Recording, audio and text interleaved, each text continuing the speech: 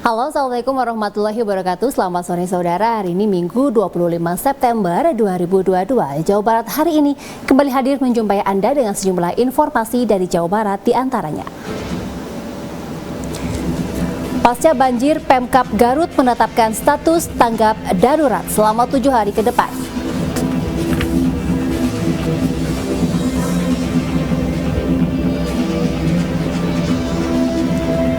Dinas Ketahanan Pangan distribusikan beras untuk korban banjir di wilayah selatan Garut.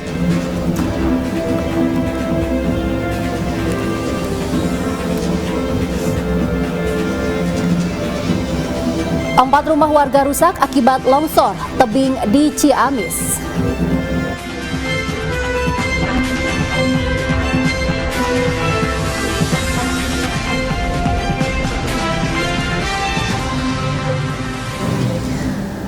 Selain 3 berita tersebut, kami juga akan menyampaikan informasi lain dari Jawa Barat bersama saya Hanifah Paramita. Inilah Jawa Barat hari ini selengkapnya.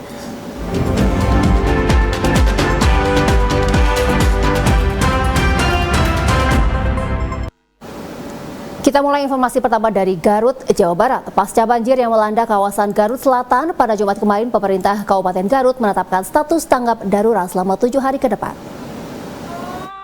Video amatir ini menunjukkan saat warga di kawasan selatan Garut, tepatnya di Kecamatan Pamengpeuk, berhamburan keluar rumah untuk menyelamatkan diri karena sungai Cipalebuh meluap dan merendam rumah warga Jumat kemarin. Sehari pasca kejadian, Pemkab Garut langsung mendirikan posko penanganan bencana banjir atau posko tanggap darurat di aula Kecamatan Pamengpeuk. Untuk memenuhi kebutuhan korban banjir, berbagai kebutuhan logistik seperti makanan, air mineral, selimut, tikar, mie instan, keperluan bayi, dan lainnya telah disiapkan. Wakil Bupati Garut Helmi Budiman mengatakan wilayah yang cukup parah terdampak bencana banjir dan tanah longsor terjadi di 5 kecamatan yakni Pamengpeuk, Cisompet, Banjarwangi, Cibalong, dan Singajaya. Banjir yang terparah melanda Kecamatan Pamengpeuk menyebabkan ribuan jiwa warga terdampak. Sebanyak 200 hingga 400 rumah serta 3 jembatan rusak. Pemkab Garut menetapkan masa tanggap darurat hingga 7 hari ke depan. Ini kita sekarang masih kemudian melakukan langkah-langkah penanganan daripada banjir bandang dan longsor yang ada di Garut Selatan. Ada 5 kecamatan yang memang yang paling parah di Pamengpeuk. Dari Kabupaten Garut, Pia Supriyatna, TVRI Jawa Barat melaporkan. Dinas Ketahanan Pangan Garut memberikan bantuan beras cadangan pangan pemerintah daerah atau CPPD untuk warga yang terkena dampak bencana banjir bandang dan tanah longsor di selatan Garut. Sebagai bentuk kepedulian pemerintah Kabupaten Garut, Dinas Ketahanan Pangan atau DKP memberikan bantuan beras cadangan pangan pemerintah daerah atau CPPD. Beras kelas premium ini nantinya akan disebar di sejumlah wilayah yang terkena dampak bencana alam yang tersebar di 5 kecamatan yang berada di wilayah selatan Garut.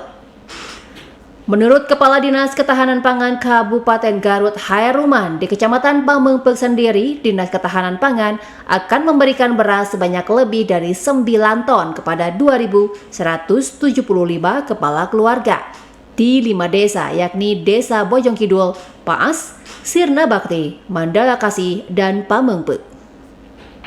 Bantuan yang diberikan ini beras CPPD cadangan pangan pemerintah daerah.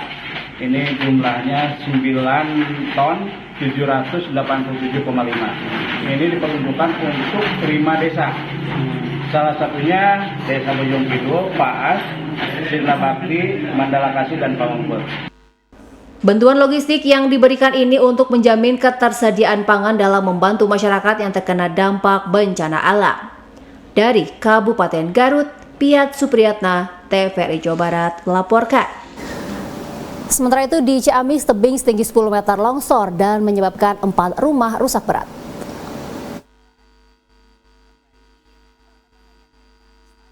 Tebing tinggi di Dusun Marga Mulya, Desa Karangpaningal, Kecamatan Tambak Sari, Ciamis, longsor. Material tanah longsor menjebol dinding rumah milik warga Encon Karsan.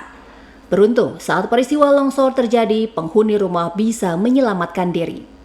Lantaran kondisinya parah, penghuni rumah terpaksa mengungsi ke rumah kerabat mereka.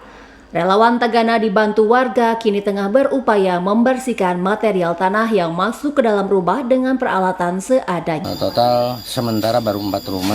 Cuma ada fasilitas umum yang terdampak yaitu madrasah. Kondisinya gimana? Rusak berat atau gimana? Untuk rusaknya rusak ringan, jebol. Selain merusak rumah, bencana longsor juga menyebabkan akses jalan penghubung desa tertimbun tanah longsor. Sementara 1 unit madrasah diniyah kini terancam longsor akibat tembok penguat tebing di belakangnya sudah jebol. Dari Ciamis, Yusi Luciana, TVRI Jawa Barat melaporkan. Kami akan kembali dengan sejumlah informasi lain di antaranya. Sandiaga Uno resmikan desa wisata tanaman pangan purba di Sukabumi.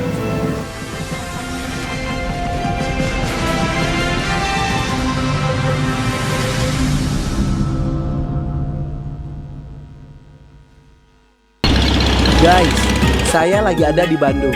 Semalam tuh ditelepon Kang Emil, diminta datang ke sentra IKM yang ada di Jawa Barat. Sekarang kan pasca pandemi, alhamdulillah sudah mulai bangkit lagi. Keren banget kan?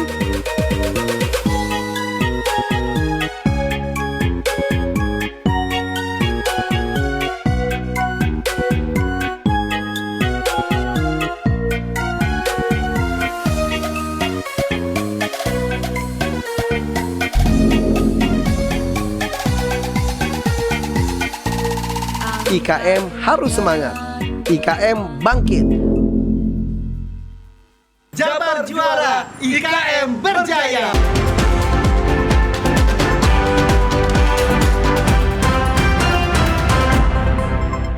Anda masih di Jawa Barat hari ini bersama saya Hanifah Paramita. Menteri Pariwisata dan Ekonomi Kreatif Sandiaga Uno meresmikan Desa Wisata Hanjeli di Sukabumi yang merupakan 50 desa wisata terpilih.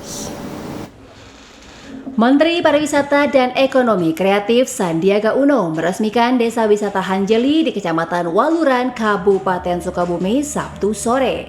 Desa Wisata Hanjeli merupakan salah satu dari 50 desa di Indonesia yang masuk ke dalam Anugerah Desa Wisata Indonesia karena memiliki keunikan dan ciri khas kearifan lokal. Desa Wisata Hanjeli mengembangkan tanaman hanjeli, yaitu tanaman sejenis gandum yang sudah hampir punah dan menjadi makanan alternatif pengganti beras atau nasi. Anugerah Desa Wisata Indonesia Menparekraf ini diharapkan tidak hanya menarik wisatawan, tapi juga membuka lapangan pekerjaan bagi warga desa wisata yang terpilih. Ditampilkan tadi, ini adalah bagian menciptakan 1,1 juta lapangan kerja baru. Tugas dari Pak Jokowi kepada Kemenparekraf untuk membina desa-desa wisata ini agar desa wisata menjadi ketahanan pangan kita dan juga kemampuan kita untuk ke depan adalah bagaimana tetap kompak, solid, bagaimana mengembangkan potensi pangan lokal ini bisa lebih jangkauannya bukan hanya lokal dan nasional tapi juga internasional.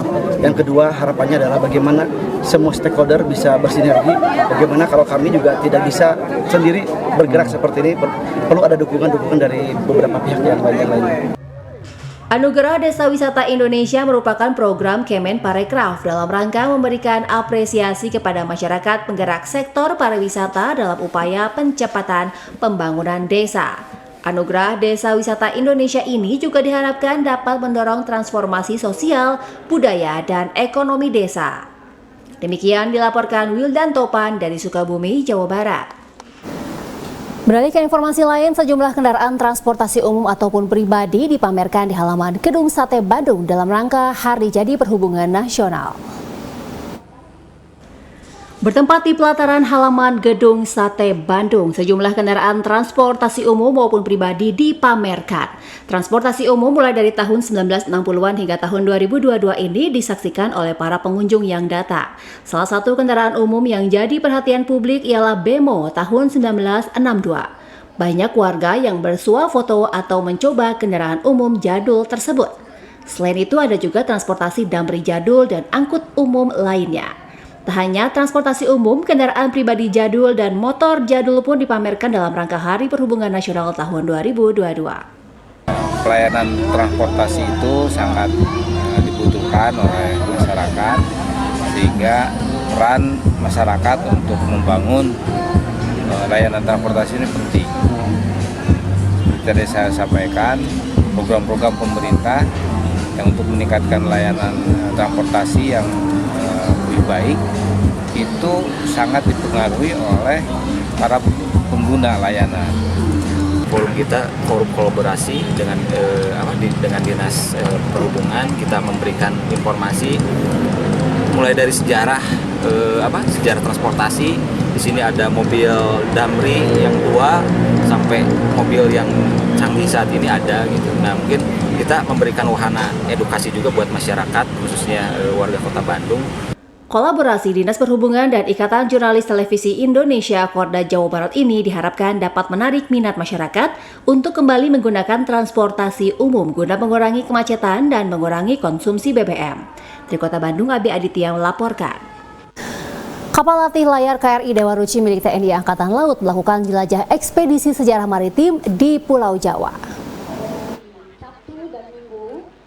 Kedatangan kapal Republik Indonesia atau KRI Dewa Ruci ke Pelabuhan Cirebon merupakan rangkaian jelajah sejarah maritim di Pulau Jawa. Kapal legenda milik TNI AL dengan tipe layar tinggi ini tengah melakukan misi menggali potensi sejarah kejayaan maritim dan sejarah TNI Angkatan Laut serta wisata maritim. Salah satu daerah yang dilintasi di Cirebon terdapat bukti situs peninggalan sejarah maritim seperti tenggelamnya kapal perang RI Gajah Mada, museum, dan makam Kapten Samadikun.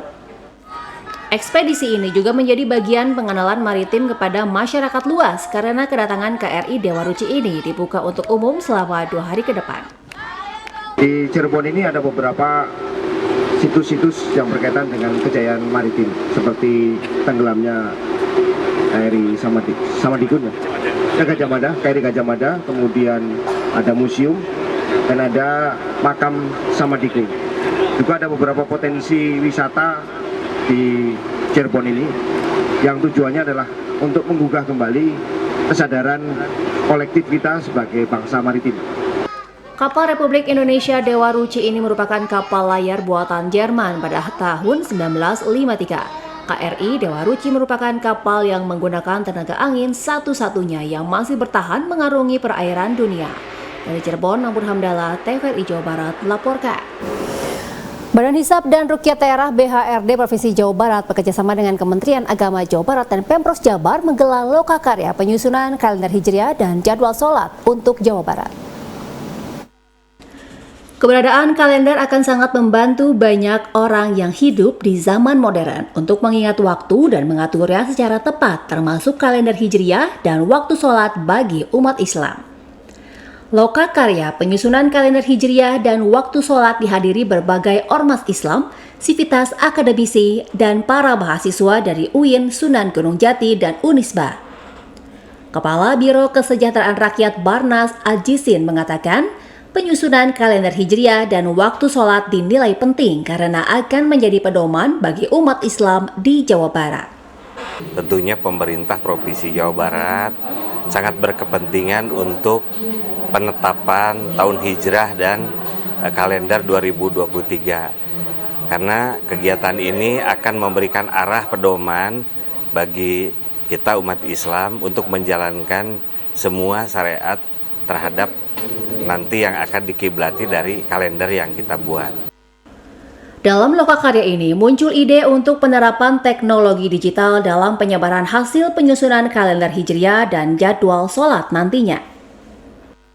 Sehingga lebih cepat ketika mengaksesnya melalui misalkan gadget ataupun HP, misalkan kita kapan waktu sholat tiba, nah itu ada sinyal ataupun ada pemberitahuan ya melalui teknologi. Dengan tersusunnya kalender Hijriah dan waktu sholat ini diharapkan umat Islam di Jawa Barat khususnya dapat melaksanakan kegiatan keagamaan secara serempak. Dari Bandung, Doni melaporkan. Kami akan kembali dengan sejumlah informasi dari Bandung, di antaranya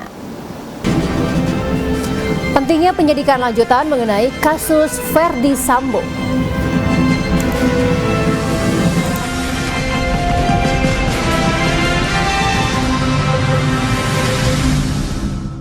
Terima kasih Anda masih bersama kami.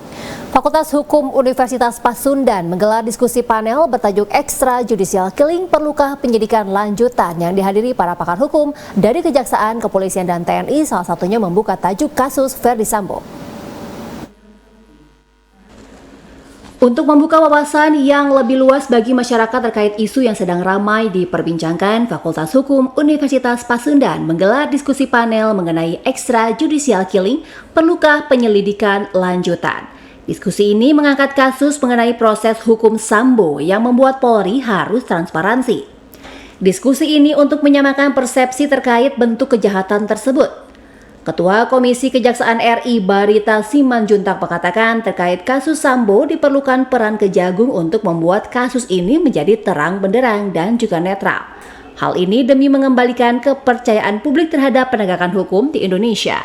Satu kesimpulannya bahwa dalam menyelesaikan kasus-kasus di mana ada terlibat unsur-unsur negara, ini diperlukan penguatan peranan institusi penegak hukum, khususnya misalnya seperti kejaksaan, untuk melakukan supervisi terhadap penanganan kasus-kasus ini. Menurut mantan Kepala Badan Intelijen Strategis Sulaiman Pontoh, terkait kasus Sambo yang sudah menurunkan kepercayaan publik terhadap salah satu instansi kepolisian, diperlukan peran aktif pihak Kejagung. Sudah pasti semua orang akan melihat istilah kerennya sekarang kan jeruk makan jeruk, tidak ada yang mau percaya.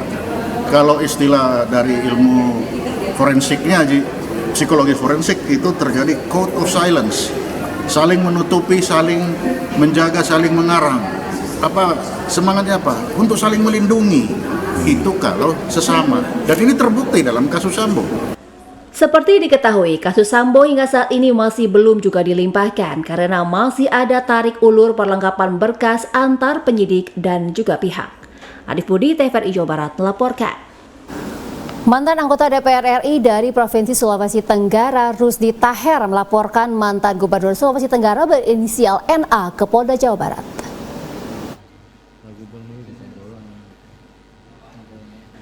Rusdi Taher, mantan anggota DPR RI dari Provinsi Sulawesi Tenggara, melaporkan mantan Gubernur Sulawesi Tenggara yang juga narapidana korupsi berinisial NA ke Polda Jawa Barat. Meski Rusdi Taher melaporkan NA, ia mengaku tak memiliki dendam pribadi dan tak ada motivasi negatif. Ia hanya ingin melihat negeri ini damai, sejahtera, rukun, dan bermartabat. Sebagaimana diketahui, pada bulan Agustus 2022 telah beredar secara luas pernyataan NA melalui media sosial yang berisi ujaran kebencian bersifat sara yang mendikotomikan antara penduduk Sulawesi Tenggara dengan pendatang. Hal tersebut tidak layak dilakukan oleh seorang pemimpin yang juga mantan gubernur. Adapun alasan saya melaporkan saudara NA tersebut setelah mempertimbangkan berbagai aspek, baik aspek hukum, aspek yuridis, baik aspek politis, aspek sosiologis, maupun aspek psikologis. Rusdi melapor ke Polda Jabar lantaran lokasi kejadiannya di wilayah Jawa Barat, mengingat NA saat ini sedang ditahan di Lapas Sukamiskin. Pernyataan NA dinilai menimbulkan rasa permusuhan dan kebencian sehingga dikualifikasikan melanggar pasal 28 ayat 2 UU ITE. Dari Kota Bandung, Abi Aditya melaporkan. Mantan Wali Kota Bandung Dada Rosada kini menjabat sebagai Ketua Dewan Pembina Setia Bandung. Mantan Wali Kota Bandung, Dada Rosada, saat hadir dalam kegiatan PKKMB Sekolah Tinggi Ilmu Administrasi Setia Bandung menegaskan selaku Ketua Pembina Setia Bandung, pihaknya akan terus mendukung dan mendorong kemajuan Setia Bandung menuju perubahan status menjadi sebuah universitas. Menurutnya, perubahan status menjadi sebuah universitas ini sudah menjadi keniscayaan bagi Setia Bandung agar bisa lebih berkembang dengan baik dan jumlah prodi bisa lebih banyak. Terlebih saat ini pemberlakuan kurikulum MBKM akan semakin mengharuskan perguruan tinggi memiliki pengembangan dan juga jaringan yang luas. Apa yang sudah tadi dijelaskan oleh Pak Ketua STIA, bahwa ini kita kembangkan memang berbagai mana jurusan-jurusan yang sudah kita punya, kita kembangkan gitu kan. Apalagi administrasi, skala kehidupan kan tidak terlepas dari administrasi, jadi harus berkembang betul ini kan. Sebanyak lebih dari 400 mahasiswa baru Setia Bandung Angkatan tahun 2022 mengikuti kegiatan PKKMB yang digelar secara hybrid dengan memadukan sistem daring dan luring. Demikian dilaporkan Doni, TVRI Jawa Barat. Dampak pandemi COVID-19 menyebabkan beban ekonomi masyarakat menjadi lebih tinggi sehingga daya beli masyarakat menurun akibat terhimpit masalah ekonomi. Pandemi COVID-19 yang melanda bangsa Indonesia berdampak pada menurunnya perekonomian masyarakat. Untuk meringankan beban, tidak bisa hanya mengandalkan pemerintah saja, tapi harus proaktif dari semua elemen masyarakat. Sebagai upaya membantu masyarakat sekaligus memperingati Hari Jadi Kota Bandung ke-212, Pekerja Sosial Masyarakat PSM Gereja Kristen Indonesia mengadakan bakti sosial berupa kegiatan vaksinasi, pengobatan gratis, sosialisasi pengelolaan sampah, serta kegiatan bazar. Ketua PSM, Yafet Sulekonda, menyatakan selain untuk memperingati HUT Kota Bandung ke-212, bakti sosial juga diharapkan dapat meringankan beban masyarakat. Intinya bahwa kami dari PSM melayani untuk kesehatan masyarakat, sehingga kami hari ini hadir di tengah-tengah masyarakat dalam rangka menyambut HUT Kota Bandung yang ke-212, kami melayani kesehatan, begitu.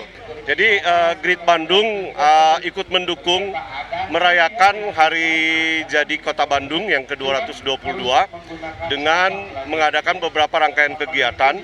Selain bebersih, kami juga melakukan pasar bayar pakai sampah hari ini yang kami sertai dengan pelayanan vaksinasi kemarin dan kemudian hari ini pelayanan kesehatan untuk masyarakat yang ingin mendapatkan pelayanan kesehatan.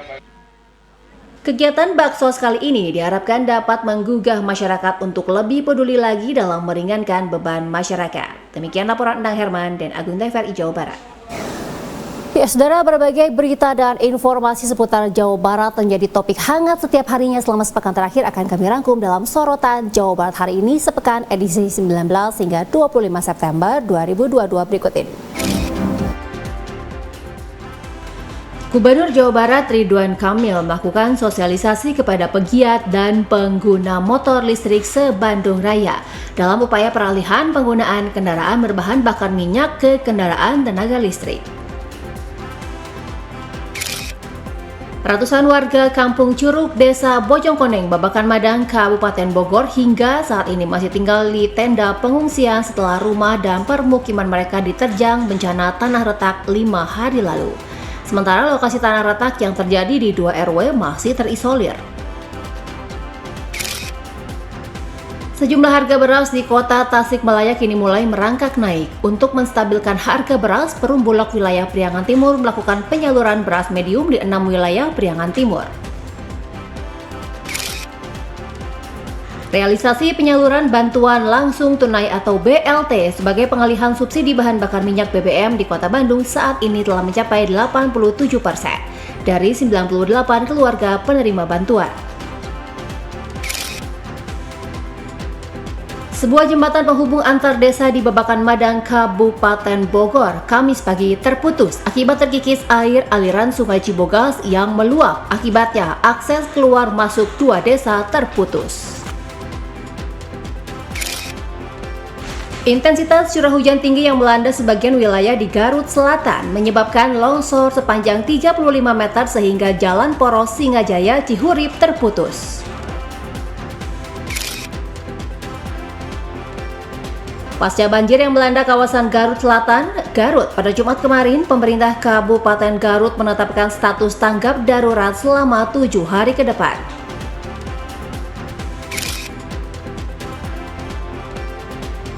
Hujan deras yang terus-menerus membuat tebing setinggi 10 meter di Ciamis longsor. 4 rumah warga rusak berat akibat dinding belakang rumah yang jebol.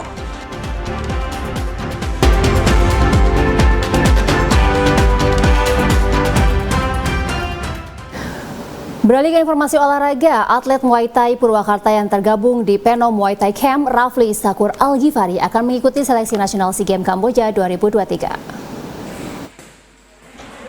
Untuk bisa lolos di seleksi nasional SEA Games Kamboja 2023 nanti, Rafli Sakur Al-Ghifari terus berlatih untuk penajaman teknik dan fisik di tempat latihannya di Peno Muay Thai Camp Purwakarta. Dengan bekal pengalaman bertanding dan segudang prestasi yang pernah diraih di kancah nasional maupun internasional, Rafli Sakur optimis bisa menjadi salah satu skuad Muay Thai di SEA Games Kamboja nanti. Fisik dan teknik dipertajam dan saya juga sering ke tempat latihan lain untuk bertukar teknik, untuk improvisasi teknik saya sendiri. Pelatih Muay Thai Zia Haq mengatakan di Peno Muay Thai Camp ada 4 atlet yang telah memiliki jam terbang. Salah satunya menjadi atlet unggulan dan kini akan mengikuti seleksi Games Kamboja 2023.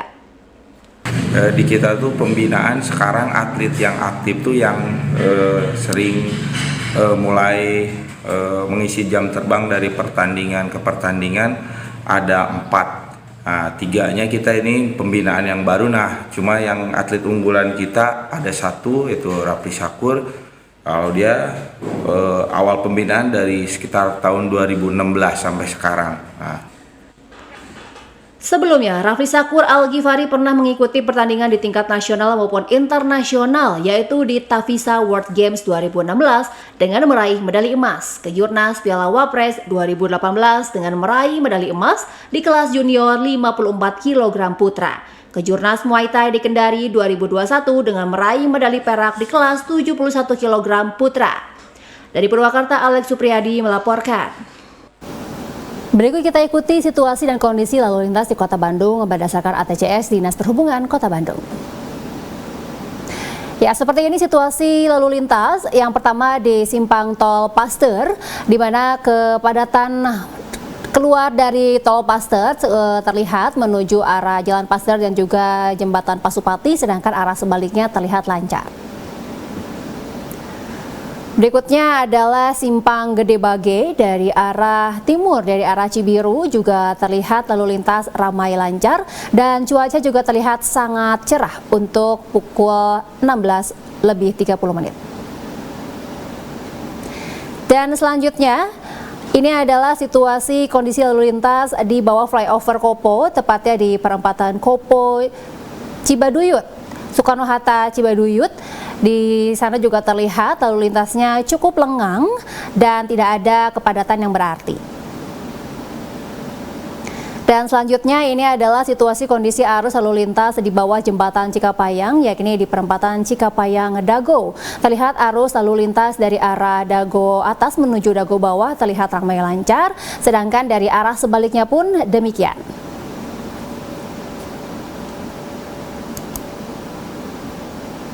Dan saudara, berikut informasi perakiraan cuaca dari BMKG.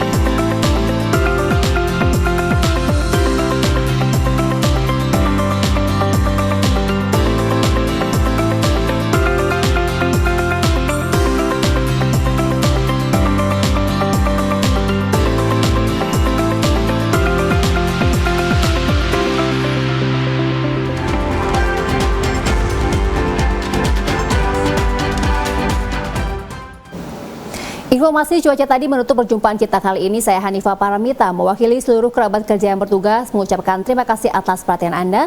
Wassalamualaikum warahmatullahi wabarakatuh. Sampai jumpa dan selamat berakhir pekan.